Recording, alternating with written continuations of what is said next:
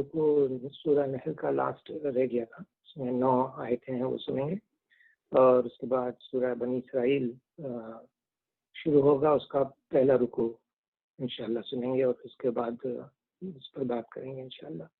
اور ہمیں آپ کو شریم سے تلاوت سنتے ہیں۔ اعوذ باللہ من الشیطان الرجیم، بسم اللہ الرحمن الرحیم۔ یہ سورہ نحل کی 120 آیت ہے، ان ابراہیم کان امۃ۔ واقعہ یہ ہے کہ ابراہیم اپنی ذات سے ایک پوری امت تھا، اللہ کا مطیع فرمان ایک سو اور کبھی مشرک نہ تھا۔ تو یہ اصل میں اللہ تعالیٰ نے یہاں پر ایک اکیلے انسان کو خود ایک امت بتایا ہے۔ جب دنیا میں کوئی مسلمان نہیں تھا تو ایک طرف وہ اکیلا اسلام کا علم بردار تھا، اور دوسری طرف ساری دنیا کفر کی علم بردار تھی۔ اس اکیلے بندے خدا نے وہ کام کیا جو ایک امت کے کرنے کا تھا۔ وہ ایک شخص نہیں تھا بلکہ پورا ادارہ تھا۔ تو اس طرح سے اللہ تعالیٰ نے ان کی عزت بڑھائی ہے اپنے کلام میں، کہہ کر کہ یہ ایک پوری امت، حضرت ابراہیم جو تھے پوری ایک امت تھے، اللہ کی نعمتوں کا شکر ادا کرنے والا تھا۔ اللہ نے اس کو منتخب کر لیا تھا اور سیدھا راستہ دکھایا۔ تیسری آیت ہے، دنیا میں اس کو بھلائی دی اور آخرت میں بھی وہ یقیناً یقیناً صالحین میں سے ہوگا۔ پھر ہم نے تمہاری طرف یہ وحی بھیجی کہ یکسو ہو کر ابراہیم کے طریقے پہ چلو اور مشرکوں میں سے نہیں تھا۔ یعنی بات یہ تھی کہ انہوں نے دیکھا کہ یہ جو یہودیوں کے مذہبی قانون اور شریعت محمدی صلی اللہ علیہ وسلم کے ظاہری فرق کو دیکھ کر گمان کی، انہوں نے کیا کہ یہ تو کچھ کنسسٹنسی نہیں ہے۔ تو اللہ تعالیٰ یہ بتا رہے ہیں کہ محمد صلی اللہ علیہ وسلم کو جس طریقے کی پیروی کا حکم دیا گیا ہے وہ ابراہیم علیہ السلام کا ہی طریقہ ہے۔ وہ تمہیں معلوم ہے کہ ملت ابراہیم میں 2 چیزیں حرام نہیں تھیں جو یہودیوں کے ہاں حرام ہے۔ مثلا یہودی اونٹ نہیں کھاتے تھے، کھاتے، مگر ملت ابراہیم میں وہ حلال تھا۔ یہودیوں کے ہاں جو ہے شتر مرغ، بطخ، خرگوش وغیرہ حرام ہے، مگر ملت ابراہیم میں یہ سب چیز حلال کی۔ اس جواب کے ساتھ ساتھ کفار مکے کو اس بات پر وارننگ دی جا رہی ہے کہ نہ تم کو ابراہیم سے کوئی واسطہ ہے نہ یہودیوں کو، کیونکہ تم دونوں ہی شرک کر رہے ہو۔ تو ملت ابراہیم کا اگر کوئی صحیح پیروکار ہے تو یہ نبی ہے صلی اللہ علیہ وسلم اور اس کے ساتھی ہیں، جن کے عقائد اور اعمال میں شرک کا شائبہ تک نہیں ہے۔ تو یہ تھی وہ بات جو ایمفیسس کرنا چاہ رہا تھا اللہ تعالیٰ کہ جو تمہیں ڈفرینس نظر آ رہا ہے اس کی وجہ یہ تھی کہ خود انہوں نے یہ اپنے اوپر ظلم کر کے حلال کو حرام کر دیا تھا۔ اور سبت میں کیا ہوا تھا، یہ اس میں ہے سبت، تو وہ ہم نے ان لوگوں کو مسلط کیا تھا جنہوں نے اس کے احکام میں اختلاف کیا، اور یقیناً تیرا رب قیامت کے روز ان سب باتوں کا فیصلہ کرے گا جن میں وہ اختلاف کرتے رہے ہیں۔ یعنی سبت میں یہودیوں کے لیے مخصوص تھا، اور ملت ابراہیم میں حرمت سبت کا کوئی وجود نہیں تھا، کیونکہ اس بات کو خود کفار مکہ جانتے تھے۔ اس لیے صرف اتنا ہی اشارہ کرنے پر کافی ہے کہ یہودیوں کے ہاں سبت کے قانون میں جو سختیاں آئی ہیں یہ ابتدائی حکم میں نہیں تھی، بلکہ بعد میں یہودیوں کی شرارتوں اور احکام کی خلاف ورزیوں کی وجہ سے ان پر عائد کی گئی۔ یہاں سے مخاطب حضرت محمد صلی اللہ علیہ وسلم ہے۔ اللہ تعالیٰ فرماتے ہیں کہ اے نبی صلی اللہ علیہ وسلم، اپنے رب کے راستے کی طرف دعوت دو حکمت اور عمدہ نصیحت کے ساتھ، اور لوگوں سے مباحثہ کرو ایسے طریقے پر جو بہترین ہو۔ تمہارا رب ہی زیادہ بہتر جانتا ہے کہ کون اس کی راہ سے بھٹکا ہوا ہے اور کون راہ راست پر ہے۔ اس کے اندر جو دو باتیں کہی گئی ہیں وہ بہت ہی امپورٹنٹ ہیں، کہ ایک حکمت سے اور دوسرا عمدہ نصیحت سے۔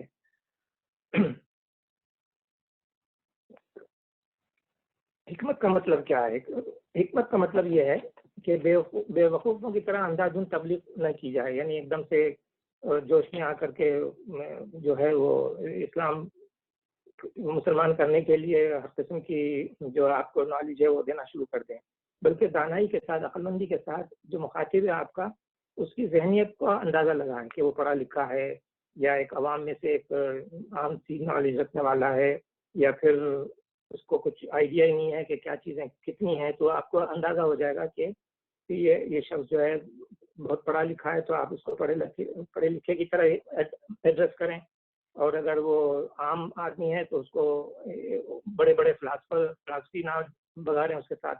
یعنی ہر طرح کے لوگوں کو ایک ہی لکڑی سے نہیں آکا جائے۔ جس شخص یا گروہ سے آپ کو سابقہ پیش آئے پہلے اس کو دیکھیں وہ کس اسٹیج پہ ہے، اس کے مرض جو ہے اس کو کتنا ہے، پھر اسے ایسے دلائل سے اس کا علاج کیا جائے کہ اس کے دل و دماغ کی گہرائیوں سے اس کی مرض کو جڑ سے نکالا جائے۔ مگر اس کے لیے عمدہ نصیحت کے دو مطلب بھی ہوتے ہیں۔ ایک یہ کہ مخاطب کو صرف دلائل یعنی ریزننگ نہ دیں، بلکہ اس کے جذبات کو بھی اپیل کریں۔ یعنی مثال کے طور پر برائیوں اور گمراہیوں کا جو آپ کو معلوم ہے اور اس کو بھی معلوم ہے، اس سے اسٹارٹ کریں۔ جیسے کہتے ہیں نا کامن گراؤنڈ، مثال کے طور پہ شراب ہے، اس کو بھی پتا ہے شراب پینے سے انسان جو ہے بیٹھ جاتا ہے، اس کو خود آئیڈیا نہیں ہوتا، اس سے خرابیاں پیدا ہوتی ہیں۔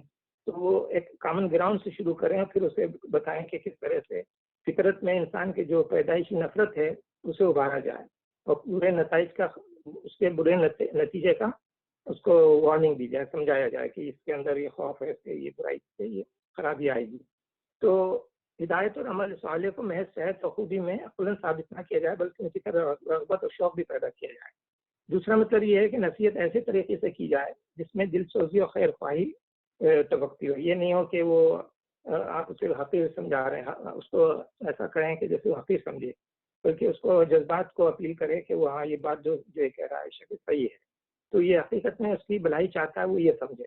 تو اس طرح سے جو ہے حکمت ہو، اور پھر اس کے مباحثہ کرنے میں یہ ہے، بعض لوگ جو ہے مباحثے میں مناظرہ اور مجادلہ میں یہ فرق ہے کہ مناظرے میں بعض لوگ جو ہیں گالی گلوچ تک اٹھاتے ہیں، تو یہ نہ کیا جائے، بلکہ مجادلے سے مراد یہ کہ بہترین طریقے سے، اچھے الفاظوں سے، اچھے طریقے سے، اچھے موڈ سے ان کو جو برائیاں ہیں معاشرے کی یا جس طرف آپ بلانا چاہتے ہیں اس کی بتائی جائیں۔ تو ایسے اس مباحثے کو وائز کہتا ہے قرآن، اور اس کو مناظرہ کا لفظ جو ہے قرآن میں نہیں ہے، مجادلہ کا ہے، جہاں جیسے کہ یہاں پر ہے وجادلہم، یعنی ان کو جدل کیا جائے، مطلب یہ کہ ان کو بہترین طریقے سے سمجھایا جائے، واعظ طریقے سے ان کو بتایا جائے۔ تو یہ بہت امپورٹنٹ آیت ہے جس کے اندر دعوت اسلامی کے لیے جو ہے حکمت اور نصیحت، اور اس کے ساتھ ساتھ بہترین طریقے سے بات کرنا آئے انسان کو، اور یہ کہ یہ نہیں کہ بس جب جیسا دل چاہا موقع محل کو نہ دیکھا اور ایک دم سے اسلام پھیلانے کے لیے جوش و جذبے میں بیان کرنا شروع کر دیے جو آپ کے دل میں آیا یا سمجھ میں آیا۔ تو یہ ہے بہت امپورٹنٹ ٹاپک، جو میرا خیال ہے کہ خود ایک الگ سیشن چاہتا ہے جس کے اندر حکمت اور معزت اور جدل وغیرہ کو اچھی طرح سمجھا جائے۔ تو یہاں پر جو ہے اللہ تعالیٰ نے ٹاپک جو دیا ہے اس پر غور و فکر کرنا چاہیے ہمیں، جو کہ اکثر ہم لوگ یہ باتیں نہیں کرتے۔ اکثر ایسا ہوتا ہے کہ جو چیز کوئی کسی نے کہا اور آپ نے فوراً اس کے جواب میں شروع کر دیتے ہیں، یا اس سے ریلیٹڈ بھی نہیں ہوتا، اس پر بھی باتیں شروع کر دیتے ہیں، حالانکہ سوال اس کا کچھ اور ہوتا ہے، اور جو ہے جوش میں جواب میں وہ کہیں کے کہیں نکل جاتے ہیں۔ تو بہت ہی اس بات کی خیال رکھا جائے کہ اسلام جو ہے وہ ایک ریزنیبل لاجیکل مذہب ہے، تو اس کو آپ سیکھیں پہلے، اور سیکھنے کے بعد بتائیں کہ اس کے اندر کیا چیز حکمت کی ہے اور کیا اچھائی ہے، اس میں کیا برائی ہے، معاشرے میں برائی کیوں پھیل رہی ہے۔ اس کا ایک ایسے طریقے سے ٹاپک اٹھایا جائے جس سے وہ یہ نہ محسوس کرے کہ وہ حقیر ہے، بلکہ یہ ایک نالج کے طور پہ اس کو اسٹارٹ کیا جائے کہ نالج یہ معلوم رہا ہے ہمیں، یہ آج سائنس کی معلومات سے یہ باتیں معلوم ہوئی ہے کہ فلانی چیز میں یہ چیز ہے، خراب ہے یا اچھی ہے، تو اس کو ہم کس طرح سے اپیل کریں۔ تو یہ بہت امپورٹنٹ ٹاپک ہے جو میرا خیال ہے ایک الگ سیشن چاہتا ہے۔ انشاءاللہ یہ بات کو ہم اور نیکسٹ ٹائم بڑھائیں گے۔ پھر آگے کی آیت میں ہے، اگر تم لوگ بدلہ لو تو بس اسی قدر لے لو جس قدر تم پر زیادتی کی گئی ہو، لیکن اگر تم صبر کرو تو یقیناً یہ صبر کرنے والوں ہی کے حق میں بہتر ہے۔ یہاں پر یہ بات بھی ہے کہ جب آپ یہ باتیں کرتے ہیں اسلام کی یا کوئی نیکی کی، چاہے کسی مذہب میں بھی ہو، نیکی کی تو نیکی ہوتی ہے، تو اس میں یہ ہوتا ہے کہ بعض اوقات لوگ جو ہے وہ الٹا سیدھا کہہ کے بدلے کے طور پہ جو ہے اس سے یعنی آپ سے بدلہ لینے کے چکر میں ہوتے ہیں۔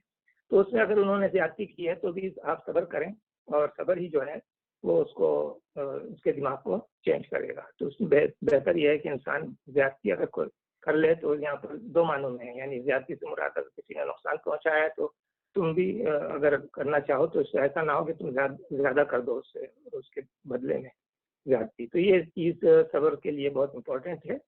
پھر آخر میں یہ دو آیتیں آئی ہیں اے محمد صلی اللہ علیہ وسلم صبر سے کام کیے جاؤ اور تمہارا یہ صبر اللہ ہی کی توفیق سے ہے۔ ان لوگوں کی حرکات پر رنج نہ کرو اور نہ ان کی چال بازیوں پر دل تنگ ہو۔ یہاں پر محمد صلی اللہ علیہ وسلم کے ذریعے سے عوام کو، ان کے فالوورز کو یہ بتایا جا رہا ہے کہ صبر جو ہے بہت امپورٹنٹ چیز ہے، اور یہ جو ہے علم کے ساتھ صبر جو ہوتا ہے وہی اس میں اثر پیدا ہوتا ہے۔ اللہ ان لوگوں کے ساتھ ہے جو تقوی سے کام لیتے ہیں اور احسان پر عمل کرتے ہیں۔ یعنی احسان کرنا چاہیے، اس سے یہ مطلب یہ ہے کہ خدا سے ڈر کر ہر قسم کے برے طریقوں سے پرہیز کرتے رہیں، اور وہاں کوئی دوسرا کتنا ہی برائی کرے اس کو برائی کا بدلہ برائی سے نہ دے، بلکہ اس کو معاف کر کے اس سے ثابت کریں کہ یہ شخص جو ہے وہ بدلہ لینے کے چکر میں نہیں رہتا۔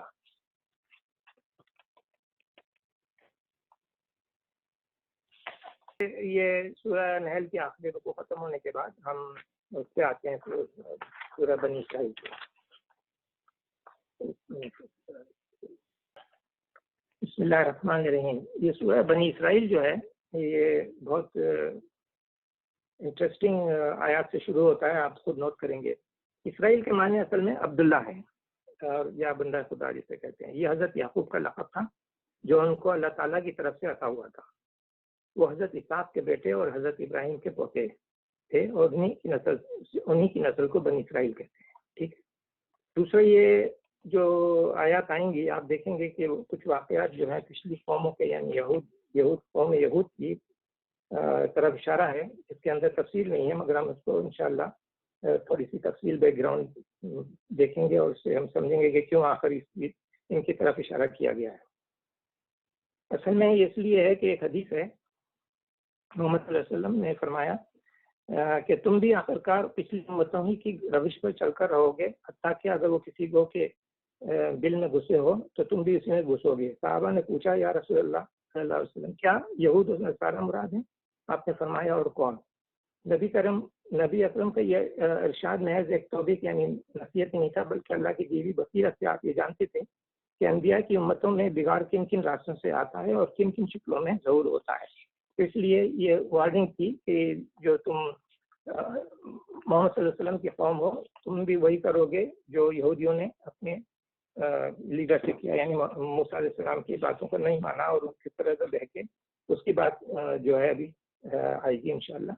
تو یہاں پر جو سورہ بنی اسرائیل ہے، اس میں دیکھیں آپ سب سے پہلے جو سورت آتی ہے، آیت آتی ہے، اس کا مطلب کیا ہے؟ یعنی وہ پہلے معراج کی طرف اشارہ ہے، حالانکہ ایک جھولے میں کہنے کے بعد پھر دوسرا موضوع شروع ہو جاتا ہے۔ پہلا ہے کہ پاک ہے وہ جو لے گیا ایک رات اپنے بندے کو مسجد حرام سے دور کی اس مسجد تک جس کے ماحول کو اس نے برکت دی ہے، تاکہ اسے اپنے کچھ نشانیوں کا مشاہدہ کرائے۔ حقیقت میں وہی ہے سب کچھ سننے اور دیکھنے والا۔ اب دیکھیے یہ جو واقعہ ہے اس میں آپ نوٹ کیجئے کہ یہ وہی واقعہ ہے جو معراج اور اسراء کے نام سے مشہور ہے۔ ٹھیک ہے، اور یہ ہجرت سے 1 سال پہلے پیش آیا تھا۔ حدیث اور سیرت کی کتابوں میں اس واقعے کی تفصیلات تو بہت آئی ہیں، لیکن یہاں پر صرف یہ بات کہہ کے آگے بڑھتے ہیں کہ یہ جو آیت ہے کہ پاک ہے وہ جو لے گیا ایک رات اپنے بندے کو مسجد حرام سے دور کی اس مسجد تک جس کے ماحول کو اس نے برکت دی ہے۔ اور یہاں پر اس کے بعد جو آیت آئے گی آپ دیکھیں گے کہ حضرت موسیٰ علیہ السلام اور اس کی فالوورز کرنے سے شروع ہوگا۔ تو یہاں پر جو آپ دیکھیں گے اس کی وجہ یہ ہے کہ صرف ایک بات کہہ کر، یعنی جو مکے سے مسجد اقصیٰ تک کا لے جانے کا سفر بیان کیا گیا ہے، اور مسجد اقصیٰ سے آسمان تک، ساتویں آسمان تک جا کر اللہ تعالیٰ سے ملاقات کا ذکر نہیں کیا گیا، وہ حدیثوں میں آتا ہے۔ ٹھیک ہے، تو قرآن میں یہاں پر مسجد بیت المقدس تک حضور کے جانے کی جو تفصیل بتاتا ہے، اس سفر کا مقصد یہ بتاتا ہے کہ اللہ تعالیٰ اپنے بندے کو اپنے کچھ نشانیاں دکھانا چاہتا تھا۔ اس سے زیادہ کوئی تفصیل قرآن میں نہیں بتائی۔ حدیث میں جو تفصیلات آئی ہیں ان کا خلاصہ یہ ہے کہ رات کے وقت جبرائیل علیہ السلام آپ کو اٹھا کر مسجد حرام سے مسجد اقصیٰ تک براق پر لے گئے۔ وہاں آپ نے انبیاء علیہ السلام کے ساتھ نماز ادا کی، پھر وہ آپ کو عالم بالا کی طرف لے چلے، اور وہاں مختلف طبقات سوامی میں، یعنی آسمان کے مختلف درجات میں جلیل قدر انبیاء سے آپ کی ملاقات ہوئی، آخرکار آپ انتہائی بلندی پر پہنچ کر اپنے رب کے حضور حاضر ہوئے، اور اس حضوری کے موقع پر دوسری اہم ہدایت کے علاوہ آپ کو 5 وقت کی نماز کا فرضیت کا حکم ہوا۔ اس کے بعد آپ بیت المقدس کی طرف پلٹے، وہاں سے مسجد حرام واپس تشریف لائے۔ اس سلسلے میں بکثرت روایت سے معلوم ہوتا ہے کہ آپ کو جنت و دوزخ کا بھی مشاہدہ کرایا گیا۔ معتبر روایت یہ بھی بتاتی ہے کہ دوسرے روز جب آپ نے اس واقعے کو لوگوں سے ذکر کیا تو کفار مکہ نے اس کا بہت مذاق اڑایا، اور مسلمانوں میں سے بھی بعض کے ایمان جو ہے متزلزل ہو گئے۔ حدیث میں بہت سی جو تفصیلات آئی ہیں وہ قرآن کے خلاف نہیں ہیں، بلکہ اس کے بیان پہ اضافہ ہے، اور ظاہر ہے کہ اضافے کو قرآن کے خلاف کہہ کر رد نہیں کیا جا سکتا۔ تاہم اگر کوئی شخص ان تفصیلات سے کسی حصے کو نہ مانے جو حدیث میں آئی ہیں تو اس کی تکفیر نہیں ہوگی، یعنی اس کو یہ نہیں کہ اس نے کفر کیا۔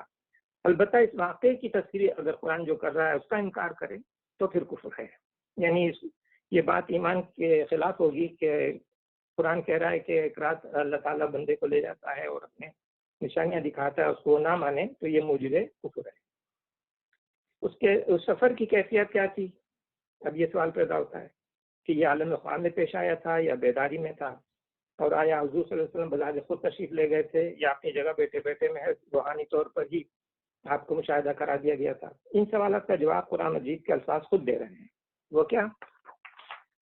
اب دیکھیں کہ سبحان الذی اسریٰ سے بیان کی ابتدا کرنا خود بتا رہا ہے کہ یہ کوئی بہت بڑا خارق عادت واقعہ تھا، یعنی عام طریقے سے جو ہوتا ویسا نہیں تھا، جو اللہ تعالیٰ نے غیر محدود قدرت سے رونما ہوا۔ ظاہر ہے کہ خواب میں کسی شخص کا اس طرح کی چیزیں دیکھ لینا یا کشف کی حالت میں دیکھنا یہ اہمیت نہیں رکھتا کہ اسے بیان کرنے کے لیے تمہید کی ضرورت ہو، یعنی اس کو انٹروڈکشن اس طرح سے کیا جائے کہ تمام کمزوریاں اور نقائص سے پاک ہے وہ ذات جس نے اپنے بندے کو یہ خواب دکھایا یا کشف، یہ اس طرح نہیں بتایا جاتا۔ پھر یہ الفاظ بھی ایک رات اپنے بندے کو لے گیا جسمانی سفر پر دلالت کرتا ہے، یعنی یہ کہ یہ الفاظ سے معلوم ہوتا ہے کہ جسمانی سفر تھا۔ وہ خواب کے سفر اگر ہوتا تو یہ الفاظ کسی طرح موزوں نہیں ہوتے، لہذا ہمارے لیے یہ مانے بغیر چارہ نہیں کہ محض ایک روحانی تجزیہ یا تجربہ نہیں تھا، بلکہ ایک جسمانی سفر اور عینی مشاہدہ تھا جو اللہ تعالیٰ نے نبی صلی اللہ علیہ وسلم کو کرایا۔ اب اگر ایک رات میں ہوائی جہاز کے بغیر مکے سے بیت المقدس جانا اور آنا اللہ کی قدرت سے ممکن تھا تو آخر ان دوسری تفصیلات کو ناممکن کیوں کر کہا گیا ہے جو حدیث میں آئی ہیں؟ ممکن اور ناممکن تو جب ہوتا ہے جب کسی مخلوق کے اختیار پر کوئی بات ہو، لیکن جب ذکر یہ ہو کہ خدا نے فلانا کام کیا تو پھر اس امکان کا سوال وہی شخص اٹھا سکتا ہے جو خدا کے قادر مطلق ہونے کا یقین نہ ہو۔ اس کے علاوہ جو دوسری تفصیلات حدیث میں آئی ہیں ان پر منکرین حدیث کی طرف سے بہت اعتراض کیے گئے ہیں، مگر ان میں صرف 2 اعتراض ایسے ہیں جو کچھ وزن رکھتے ہیں۔ وہ دو اعتراض کیا ہیں؟ ایک یہ کہ اس سے اللہ تعالیٰ کا کسی خاص مقام پر مقیم ہونا لازم ہوتا ہے کہ اللہ تعالیٰ جو ایک خاص جگہ بیٹھا ہے اور کہیں اور نہیں ہے، اور نہ اس کے حضور بندے کی پیشی کے لیے کیا ضرورت تھی کہ اسے سفر کرا کے ایک مقام خاص تک لے آیا جاتا۔ یہ ایک سوال تھا جو امپورٹنٹ ہے۔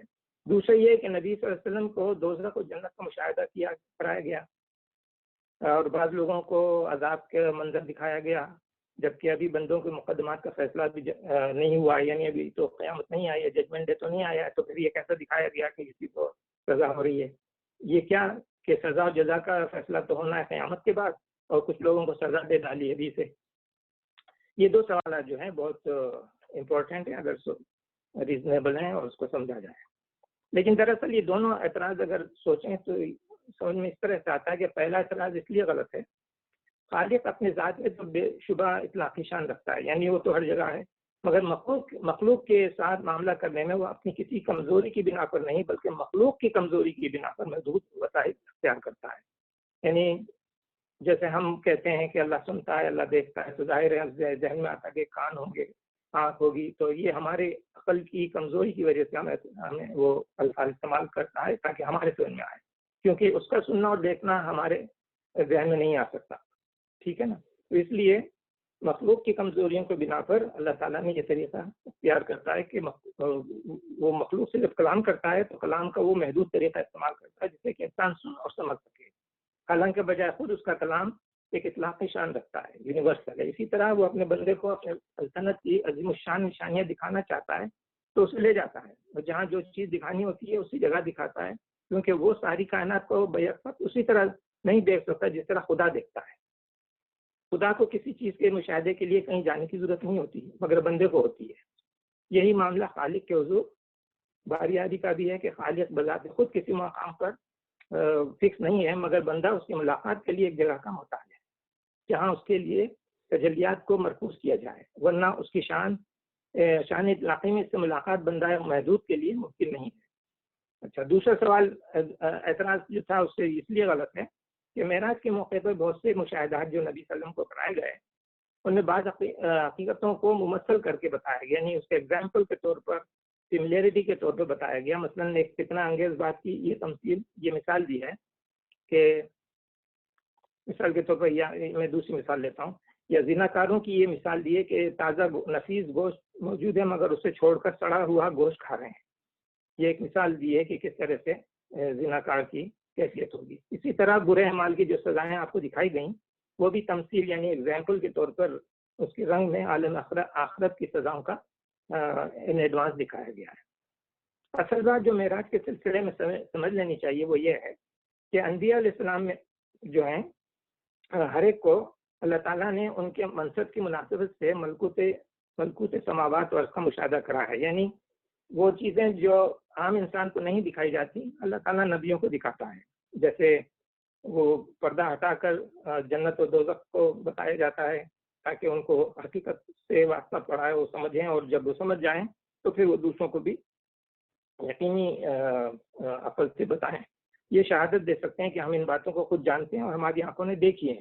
یہ بات تھی جس کی ان کو ضرورت پڑتی ہے. ہر نبی کو اللہ تعالیٰ کسی نہ کسی صورت سے ان غائب چیزوں کو بتاتا ہے. اور معراج کا ذکر صرف ایک فقرے میں یعنی ایک ہی آیت میں کہنے کے بعد اب جو ہے جو دوسری آیت آ رہی ہے وہ دیکھیے. اس میں ہم نے اس سے پہلے موسیٰ کو کتاب دی تھی اور اس سے بنی اسرائیل کے لیے ذریعہ ہدایت بنایا تھا، اس تاکید کے ساتھ کہ میرے سوا کسی کو اپنا وکیل نہ بنانا. اب یہاں سے دوسرا ٹاپک شروع ہو رہا ہے تو کچھ بے جوڑ سا لگتا ہے کہ پہلے تو معراج کا بیان کیا، پھر اس کے بعد ایک دم سے جو ہے بنی اسرائیل کا جو ہے ذکر شروع ہو گیا. تو مطلب یہ کہنے کا ہے کہ ایسا کیوں ہے؟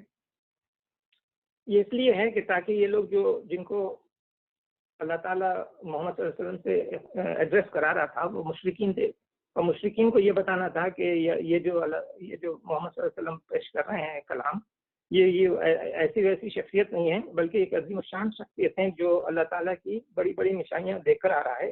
دیکھ کر اس کے بعد آپ کو یہ بتا رہا ہے اس کے بعد اب بنی اسرائیل کی تعریف سے عبرت حاصل کرنی چاہیے کہ اللہ کی طرف سے کتاب پانے والے جب اللہ کے مقابلے میں سر اٹھاتے ہیں تو دیکھو پھر ان کو کیسی طرح دی جاتی ہے.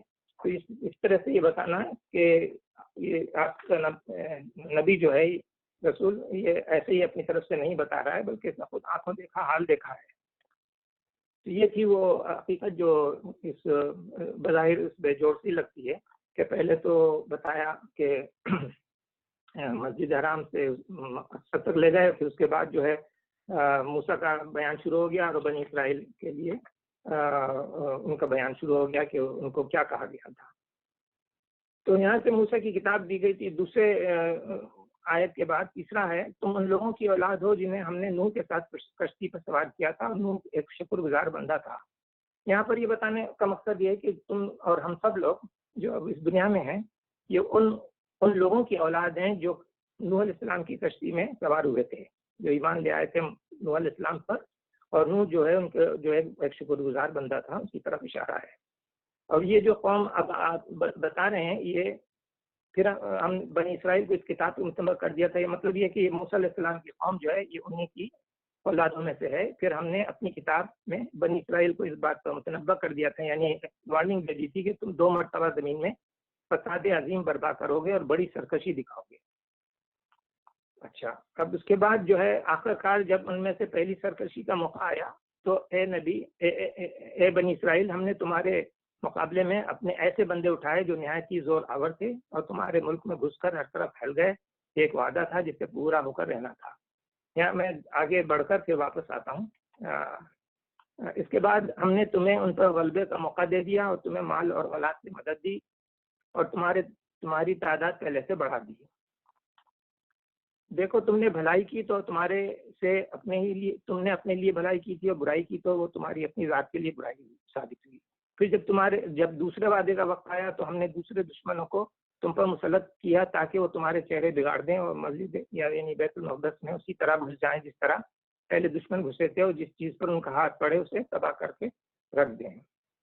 یہ 4 جو آیت 4، 5، 6 اور 7 جو آیت ہیں، یہ ایک سلسلے کی کڑی ہیں جس میں اللہ تعالیٰ یہ بتا رہے ہیں کہ بنی اسرائیل پر 2 مرتبہ زمین میں فساد عظیم کا پیشن گوئی کی تھی، یعنی پہلے وہ ایڈوانس ہوں گے، پھر وہ ڈاؤن فال ہوگا ان کا، پھر ایڈوانس ہوں گے، پھر ڈاؤن فال ہوگا۔ یہ 2 دفعہ کیوں ہوگا؟ اس کی وجہ ایک بیک گراؤنڈ ہے اس کا، جسے ہم کہتے ہیں کہ بنی اسرائیل کی ایک ہسٹری ہے۔ ہم اس ہسٹری کو بتانے کے بعد 4 جو آیات ہیں اس کو ایک ہی مضمون ہے، اور اس ایک مضمون کو ہم آگے آپ کو بتاتے ہیں کہ کیا قصہ ہے، پھر ہم واپس آئیں گے اس پر۔ تو یہ آیت نمبر 4، 5، 6 اور 7 کی جو اشارہ ہے کہ 2 بڑے فساد پھیلاؤ گے تم، اس کی کیا بیک گراؤنڈ ہے؟ وہ یہ ہے کہ جب موسیٰ علیہ السلام اپنی قوم کو لے کے فرعون سے بچ کر نکلے تھے، تو انہوں نے کہا تھا اپنی قوم سے کہ تم اب جو اس نئے فلسطین میں جا رہے ہو تو یہاں پر جو ہیں بہت مشرک لوگ آباد ہیں اور بہت برائی پھیلائے ہوئے قوم ہے، تو اس کو تم کو یہ کرنا ہوگا کہ ان کو فتح کرنا ہوگا، ان کو ہٹانا ہوگا، پھر تم آباد ہوگے۔ تو وہ لوگ جو ہے پیچھے ہٹ گئے، وہ لڑنے کے لیے جہاد کرنے کے لیے تیار نہیں ہوئے۔ تو اللہ تعالیٰ نے ان کو یہ سزا دی تھی کہ 40 سال تک وہ صحرا سینائی میں بھٹکنے کو چھوڑ دیا۔ تو نتیجہ یہ ہوا کہ جب نئی نسل آئی تو وہ پھر ایک نئے جذبے سے اس فلسطین میں گھسی۔ تو اس میں یہاں پر یہ بتایا گیا کہ پروفٹ موسیٰ علیہ السلام کے بعد جو اسرائیلی بنی اسرائیل گھسے ہیں، وہاں پر کیا دیکھا انہوں نے کہ بہت کئی قبیلے آباد ہیں فلسطین میں، اور یہ سب مشرک تھے اور شرک میں یہ اور بے حیائی میں پھیلے ہوئے ملوث تھے۔ تو یہاں پر دیکھیے جب یہ اس میں آئے فلسطین کے ایریے میں، تو یہاں پر 12 قبیلے جو ہیں، ان کے گروپ جو ہیں موسیٰ علیہ السلام کے، وہ یہاں پر دیکھ رہے ہیں کہ مختلف طریقے سے اپنی یعنی اسٹیٹ بنا کر آباد ہو گئے۔ انہوں نے ان قوموں کو جو وہاں پر رہتی تھی وہ ان کو فتح نہیں کیا، بلکہ خود اپنی ایک آبادی بنا کر یہاں رہنے لگے۔ تو وہ جو اشرف تھا ان کا برائیوں کا، وہ ان میں بھی پھیلنے لگا۔ تو یہ وہ نقشہ ہے جو حضرت موسیٰ علیہ السلام کے بعد ان کی قوم میں فلسطین میں پائے گئے تھے۔ ان کی لسٹ ہے جس کے اندر آپ دیکھیں گے، گنیں گے یہاں پر 12 ان کے قبیلے جو آباد ہیں اس ایریے میں۔ تو یہ کمیونٹی جو تھی بہت ہی یعنی مشرک تھی، اور ان کے جو بڑے دیوتا تھا اس کا ایل نام تھا، اور اس کے جو شکل تھی وہ بل سے ملتی جلتی تھی یعنی، اور یہ اس میں ایک موسٹ پاورفل گاڈ جو تھا ان کا نام تھا بال بے عین لام، who was regarded as the god of rain and growth and lord of earth and heaven۔ جو اس کا بہت مشہور نام تھا، وہاں پر سب لوگ اس کی پوجا کرتے تھے۔ یہ تھے وہ مشرک۔ اب یہ جو ایک ریسنٹلی ایک ڈسکور ہوا ہے ٹیمپل سدرن اسرائیل میں، میرے خیال 4-5 سال پہلے یہ معلوم ہوا ہے کہ 3000 ایئر اولڈ ٹیمپل انہوں نے ڈگ کیا ہے وہاں پر کنان میں، around the time of the ancient Israeli invasion. یہاں پر جو انرتھ کیا گیا ہے تو اس میں یہ دیکھا انہوں نے کہ discovery include the idol of the Canaanite god Baal that was the object of prayer and sacrifice in the temple in sanctuary. اس کا انہوں نے نقشہ بھی ایک ڈالا ہے یہاں پر، اور this is the first ancient Canaanite temple that archaeologists have found in more than a half century, and discovery shed new light on the ancient religion of the region۔ یہ ان کی ایک سائٹ پر یہ نقشہ تھا، تو میں نے سوچا کہ آپ سے شیئر کروں۔ This is the temple at Lachish is the first ancient Canaanite temple found in more than 50 years and is externally very well preserved ہے یہ۔ تو اس کو ہم یہ بتاتا ہے کہ دیکھو اس زمانے میں کیا تھا، یہ آج بھی اللہ تعالیٰ نے اس کی ڈسکوری ہم انسانوں کو بتائی ہے۔ تو جب بنی اسرائیل گئے تھے فلسطین میں تو وہ موسیٰ علیہ السلام کی نصیحت کو بھول گئے، اور انہوں نے ان لوگوں سے بجائے یہ کہ معاشرے کو صحیح کرتے، وہ اس میں ویسے ہی مل جل کے رہنے لگے۔ تو یہ تھا ایک بہت بڑا یعنی غلط کام جس کو اسرائیلیوں نے کیا۔ لیکن جب انہوں نے سوچا کہ یہ ہم بھول گئے ہیں تو ان پر اثر بھی ہونے لگا تھا. تو چیلنج ہو گیا ان کے لیے کہ مشرکانہ خیالات کو کیسے چیلنج کیا جائے. تو مشکل یہ تھا کہ انہوں نے ان کو کنکرڈ نہیں کیا تھا بلکہ ایسے ہی چھوڑ دیا تھا. تو وہ لوگ جو وہاں کے لوگ جو انہوں نے کنکر نہیں کیا وہ اس کے خلاف ہو گئے. تو بنی اسرائیل کے خلاف وہ ہمیشہ تنگ کرنے لگے. تو اب ان کی ایک مصیبت آ گئی کہ انہوں نے ان کو ختم کیوں نہیں کیا. تو اب ان کے لیے سوچ رہے تھے کہ مل کر کے ایک یونائٹڈ کنگڈم بنا لیں اپنی, تاکہ ان کے ساتھ لڑائی کی جائے یا ان کو انڈر کنٹرول کیا جائے. تو حضرت سموئیل جو تھے انہوں نے اس وقت طالوت کو ان کا کنگ مقرر کیا, اور یہ واقعہ ہے 1020 BC کا. انہوں نے کیا یہ کہ ان کو ایک اکٹھا کر کے ایک ملک بنا دیا, اور United Kingdom was ruled by 3 king. اور یہ جو کنگڈم ہوئی اس میں پہلے طالوت تھے کوئی میرا خیال ہے 20 سال یا 16 سال, اور اس کے بعد پروفیٹ داؤد علیہ السلام ہوئے کنگ, اور اس کے بعد ان کے بیٹے سلیمان جو ہوئے وہ ہوئے پروفیٹ. تو یہ 3 جو ہیں یہ ایک طرح سے ان کے کنٹینیوس ان کی بڑھائی ہوئی, یعنی ان کی اقبال ہوا, ان کا ہائیسٹ پوائنٹ پہ گئے. لیکن جب پروفیٹ سلیمان کا انتقال ہو گیا تو اسرائیلی جو تھے وہ پھر انہوں نے اس کے اندر جو برائیاں تھیں وہ آنے لگیں. تو ہوا یہ کہ سب سے پہلے یہ اپنے آپ انہوں نے 2 حصے کر لیے اپنے ملک کے. ایک تو تھا kingdom of Israel in the northern فلسطین اینڈ جارڈن, اور اس کا جو کیپٹل تھا وہ سماریا تھا. تو دوسرا تھا ساؤتھ میں kingdom of Judah in the southern فلسطین اینڈ ایڈوم وتھ جیروسلم اس کا کیپٹل تھا. تو یہ 2 کنگڈم تو بن گئے, لیکن یہ دونوں آپس میں بھی لڑتے رہتے تھے. اس کی ایک شکل یہاں پر آپ کو بتائی گئی ہے کہ جیسے مثال کے طور پہ یہ سامریہ ہے, اس کا کیپٹل دولت اسرائیل یعنی اسرائیل کا, اور یہ یہودا اس کا جو ہے یروشلم اس کا کیپٹل تھا. یہ جو 2 آپس میں لڑتے بھی رہتے تھے. تو اس میں مشکل یہ ہو گیا کہ پھر یہاں پر جو برائیاں پھیلنے لگی اس کے اندر, وہ پھر مشرکانہ حرکات ان میں آ گئیں. تو سیرین جو تھے عراقی ان پر حملہ کر کے 721 میں ان کی کنگڈم کو ختم کر دیا. اور جو ساؤتھ کی جوڈا تھی ساؤتھ میں, وہ پھر جو ہے وہ بہک گئے, اور اس میں بھی مشرکانہ خیالات آنے لگے اور شرک پھیلنے لگا. تو اس وقت ایک بادشاہ جو تھا وہ کنگ نبوچد نظر جو تھا بیبلان کا عراق کا, اس نے اس کو کیپچر کیا اور اس کو بھی اس نے یعنی ختم کر دیا اس کنگڈم کو. اور ایٹ لاسٹ 587 BC میں بخت نصر نے punished them heavily by invading Judah and destroyed all its important cities. اس کو نے کیا یہ کہ جیروسلم سولومن ٹیمپل ہے اس کو بھی ختم کر دیا. تو یہ اس کا پہلی کلیمٹی تھی. تو جیسے اس میں کتاب میں بتایا گیا تھا تمہیں 2 مرتبہ فساد پھیلاؤ گے, تو یہ 2 مرتبہ میں پہلا یہ اس طرح سے ان کا ختم ہوا. پھر ہوا یہ کہ عراق کو ڈاؤن فال شروع ہو گیا, اور کنگ پرشین کا جو کنگ تھا ایران کا, جب وہ آیا تو اس نے ان کو ایک موقع دیا کس کو, بنی اسرائیل کو یعنی یہودیوں کو, کہ تم جاؤ اپنے مسجد کو قائم کرو اور اپنے ملک کو دیکھ بھال کرو. تو اس میں حضرت عزیر جو تھے وہ اس وقت انہوں نے ان کی کتاب کو بھی لکھا, اور یہ گروپ کو جو باہر نکل گئے تھے ایگزائل ہو گئے تھے ان کو واپس لا کر دوبارہ آباد کرنے کے لیے کوشش کی. تو یہ جو ہے 150 سال کے بعد holy city was fully restored and became the centre of Jewish religion and culture. تو پھر اس کے بعد کیا ہوا کہ یہ پرشین امپائر فال جب ہو گئی تو ان کا بیک ہٹ گیا, پھر ان کو جوس کو بھی سفر کیا انہوں نے بہت. اور پھر یہاں پر جو ہے گریک اور الیگزینڈر رومن آ گئے. تو رومن اور گریک کی وجہ سے یہاں پر ان کو مصیبتیں دینے لگی یہ قوم. تو یہاں پر ایک جوش میں ایک گروپ پیدا ہوا جسے میکابیز کہتے ہیں. میکابیز نے کیا کیا کہ وہ اپنے ریلیجن کو ہولڈ کرتے رہے, لیکن اس کا بیک گراؤنڈ یہ ہوا کہ رومن امپائر جو تھا وہ ان کو کنکرٹ کر لیا جیروسلم کو 63 BC میں. تو پھر وہاں پر ایک لوکل گورنمنٹ قائم کر دی فلسطین کے لیے, جو اس کا ہیڈ جو تھا وہ خود ہیروڈ جو تھا جو تھا جو 40 BC میں تھا. This ruler is well known as Herod the Great. He ruled over the whole of Palestine and Jordan from 40 to 4 BC.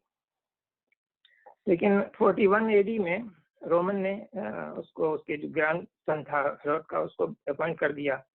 لیکن آفٹر دس ہوا یہ کہ آپس میں یہ سیریس کنفلکٹ شروع ہو گیا. تو ٹائٹس نامی ایک رومن نے 70 میں جیروسلم کو بائی فورس لے کر اس کے جیروسلم ٹیمپل کو پورا گرا دیا.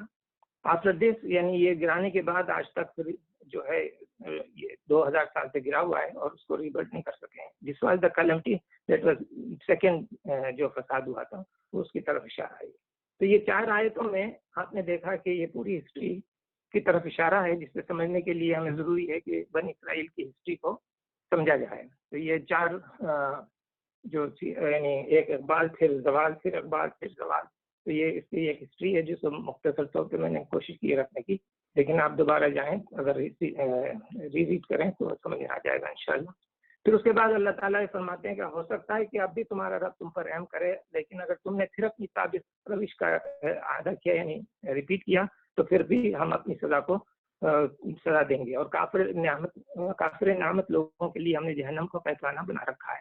یعنی یہاں پر یہ بتانا ہے کہ اللہ تعالیٰ کہہ رہے ہیں پھر بھی ہم تم کو موقع دیتے ہیں. اب محمد صلی اللہ علیہ وسلم تشریف لائے ہیں اور یہ اپنے قرآن کو تمہیں دے رہے ہیں، تم اس کو مان لو تو پھر تم کو جو ہے ہو سکتا ہے کہ تم پر رحم کیا جائے اور تم کو معاف کر دیا جائے.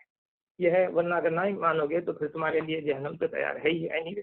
تو یہ ہے وہ دوبارہ آنے کے لیے ایک یہ آیت. اور اس کے بعد حقیقت یہ ہے کہ یہ قرآن وہ راہ دکھاتا ہے جو بالکل سیدھی ہے.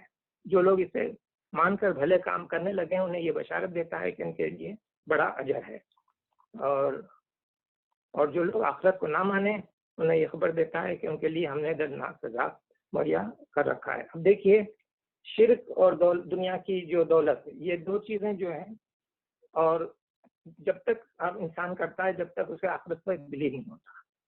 یہ آخرت کا بلیف ہے جو شرک کو اور فحاشی کو روکتا ہے. یہ 2 چیزیں اگر روکنے والی کوئی چیز ہے تو آخرت پر ایمان ہے. تو یہ اسی بات پر یہ آیت یہ رکوع ختم ہوتی ہے کہ جو لوگ آخرت کو نہیں مانتے ہیں انہیں یہ خبر دیتا ہے کہ ان کے لیے ہم نے دردناک عذاب مہیا کر رکھا ہے. تو ظاہر ہے اس دنیا میں بھی خیال ہوں گے اور آخرت میں بھی.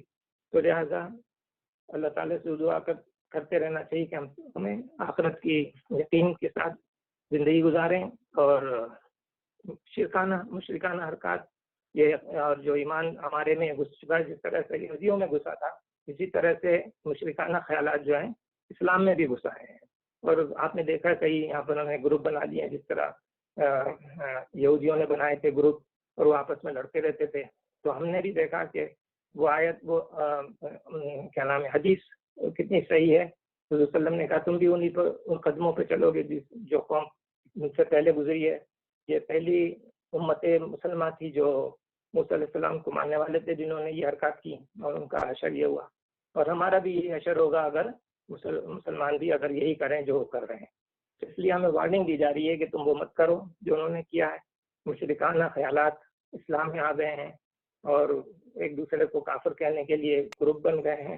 تو حالات جو ہیں بالکل وہی نظر آ رہے ہیں اگر ہم صحیح معنوں میں غور کریں کہ کس طرح سے اللہ تعالیٰ اس قوم کی جو گزری ہوئی ہے ان کی حالات کو بیان کر کے مسلمانوں کو وارننگ دے رہے ہیں کہ تم بھی اسی قدم پہ چلو گے. تو اس کا مطلب یہ نہیں کہ تمہیں چلنا چاہیے ویسے ہی کرنا چاہیے، یہ مطلب نہیں ہے. مطلب یہ ہے کہ تم کو غور کرنا چاہیے کہیں ایسا تو نہیں کہ تم انہیں قدموں پہ چل رہے ہو جن قدموں پر وہ چلے ہیں اور ان کو تباہی آئی ہے. تو یہ ہمیں بہت یعنی لمحہ فکر ہے کہ آج کل جو اسلام میں برائیاں مشرکانہ خیالات، حالانکہ ہم بتوں کو نہیں مانتے، ہم کو معلوم ہے کہ جو ہے وہ مشرک مکے میں تھے تو انہوں نے بت رکھے ہوئے تھے. مگر ہمارے دلوں میں جو بت ہیں وہ دنیا کی محبت ہے، اور ہمارے دلوں میں جو ہے وہ اللہ کا خوف نہیں ہے. ہمارے دلوں میں ہے کہ قیامت آئے گی تو دیکھا جائے گا نعوذ باللہ، اور ہمارے دلوں میں ہے کہ اللہ بہت رحمان الرحیم ہے، معاف کر دے گا جو دل چاہے کرے. یہ چیزیں جو ہیں مختلف طریقے سے ہمارے میں گھس گئی ہیں. تو ہمیں اور یہ کرنا چاہیے کہ کیا ہم انہی نقش قدم پر چل رہے ہیں جس نقش قدم پر پرانی امتیں چلی اور جو برباد ہوئیں اور جسے اللہ تعالیٰ نے خبردار کیا، اور پھر ہمیں خبردار کیا ہے آخری نبی سے اور خبردار کیا ہے آخری کتاب سے، کیونکہ اب کوئی کتاب آنے والی نہیں، اب کوئی نبی آنے والا نہیں. تو لہٰذا ہمیں یہ جو سبق دکھاتا ہے 4 آیتیں اور اس کا بیک گراؤنڈ اور پرانے امتوں کی حالات، اس سے ہمیں سبق لے کر یہ سمجھنا چاہیے کہ ہم جو حرکتیں کر رہے ہیں اسلام کے لیے کیا وہ صحیح ہیں؟ کیا ہم اس طرح سے فرقے بنا کر جس طرح یہودیوں نے کیا ہم بھی وہی کر رہے ہیں؟ کیا یہ صحیح ہے؟ کیا ہم قرآن کو ایک ایکسکیوز بنا لیا کہ ہماری زبان میں نہیں ہے تو ہم اس کو پڑھیں نہیں، سمجھے نہیں اور چھوڑ دیں ان لوگوں پر جو ہمیں سمجھا رہے ہیں، جو ہمارے چیف بنے ہوئے ہیں پوری دنیا میں، انہیں کے پیچھے ہم لگے رہتے ہیں، اور جو وہ کہتے ہیں ہمیں تو کھانے پینے کمانے کی ٹائم نہیں ہے تو ہمیں قرآن کب پڑھیں گے، اس کے معنی کب جانیں گے، اس خبروں کو کون سنے گا؟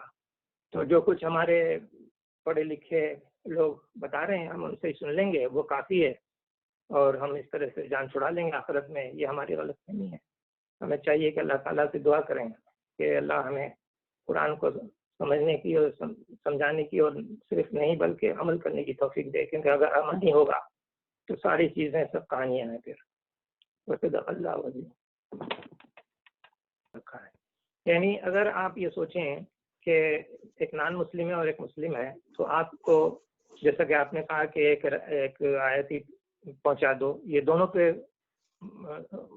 فٹ ہوتی ہے، یعنی پہلا گروپ یعنی مسلم نان مسلم پہ بھی فٹ ہوتی ہے اور مسلم اور مسلم پہ بھی فٹ ہوتی ہے، ٹھیک ہے؟ تو اب مسلم اور نان مسلم کی بات جب آتی ہے سب پہلے تو آپ یہ دیکھیں کامن گراؤنڈ کیا ہے۔ کامن گراؤنڈ یہ ہے کہ جو چیز اچھی ہے نان مسلم بھی اچھی ہے کہتا ہے، اور جو بری ہے نان مسلم اسے بری کہتا ہے۔ تو ہم یہ دیکھتے ہیں کہ کامن گراؤنڈ یہ ہے کہ ایک چیز ہے جو دونوں گروپ ایکسیپٹ کرتے ہیں کہ یہ بری چیز ہے، ٹھیک ہے؟ جب یہ معلوم ہو گیا کہ ایک چیز بری ہے تو گویا آپ نے ایک بات اس کو کامن گراؤنڈ پہ لا کر یہ بتائی کہ جب ہمیں معلوم ہے کہ یہ چیز خراب ہے، آپ اسے یہ بتائیں کہ جب یہ چیز معلوم ہے کہ ہمیں یہ خراب ہے تو اس سے ہم کام کیوں نہیں کریں کہ اس خراب چیز کو روکیں۔ اور یہ روکنے کا مطلب یہ نہیں کہ آپ ڈنڈا لے کے اس کو ماریں کہ تو ٹھیک ہو جائے، نہیں، بلکہ ذہن کو چینج کریں کہ بھائی دیکھو تم نے دل تمہارا کہہ رہا ہے کہ یہ چیز بری ہے، you should work on that ground, it is bad thing, you should work on your relative, your son, your daughter, your wife, then your friend, then your relatives, then outside the home, outside the community۔ تو اس طرح سے یہ جو ہے آپ کا کام جو ہے مسلم اور نان مسلم میں یہ کامن گراؤنڈ پہ جو شروع ہوگی تو وہ ایکسیپٹ کی جائے گی۔ اب رہ گیا دوسرا سوال کہ مسلمان کو کیسے کنونس کرے کہ بھئی یہ تم جو کر رہے ہو یہ اسلام میں نہیں ہے، اور یہ جو تم کر رہے ہو اسلام میں بہت زیادہ غلط ہے، بدعت ہے یا شرک ہے یا لیڈس ٹو دا جہنم ہے۔ تو یہ چیز کرنے کے لیے دوسرا اسٹریٹجی ہوگی، وہ اسٹریٹجی آپ لائیں کہ بھائی دیکھو قرآن تو تم بھی مانتے ہو، قرآن کو ہم بھی مانتے ہیں۔ آپ مثال دیں کہ ان قوموں میں جب ان کی کتابیں آئیں تو انہوں نے فالوورز نے کیا کیا؟ فالوورز جتنے اپنی مذہب کے لیڈر کی چیزوں کو بگاڑتے ہیں اور کوئی نہیں بگاڑتا، کیونکہ فالوورز جو ہیں ایک جیسے نہیں ہوتے، کسی کا دماغ زیادہ علم رکھتا ہے، کسی کا دماغ کم علم رکھتا ہے، تو ہوتا یہ ہے کہ نتیجے کے طور پہ ڈس ایگریمنٹ شروع ہو جاتا ہے۔ تو ڈس ایگریمنٹ کو بڑھانا نہیں چاہیے، نپ ان دا بٹ جسے کہتے ہیں نا، وہ یہاں کام کرنا چاہیے کہ جو جیسی کوئی چیز ایسی آئے جس سے اسلام کے مختلف آئیڈیاز کو پھیلنے کا موقع مل رہا ہے وہاں اسے دبایا جائے۔ یہ بتایا جائے کہ دیکھو قرآن میں اللہ تعالیٰ نے کہا فرقہ نہیں کرو تو فرقہ مت ڈالو، ہم تفرقہ ڈال رہے ہیں تو ہم جو ہے جہنم کے حقدار ہو جائیں گے، اس سے ڈریں، اس سے ڈرائیں۔ یہ چیز اگر نہیں کریں گے تو پھر فرقہ بازی میں وہ یعنی جو ویڈ جو ہوتے ہیں نا، ویڈ گرو کرتے رہتے ہیں جب تک آپ ویڈ کو ہٹاتے نہیں رہیں۔ تو ویڈ کو بڑھنے کا موقع نہ دیں تو امید ہے کہ ویڈ جو ہے وہ ختم ہو جائے گی۔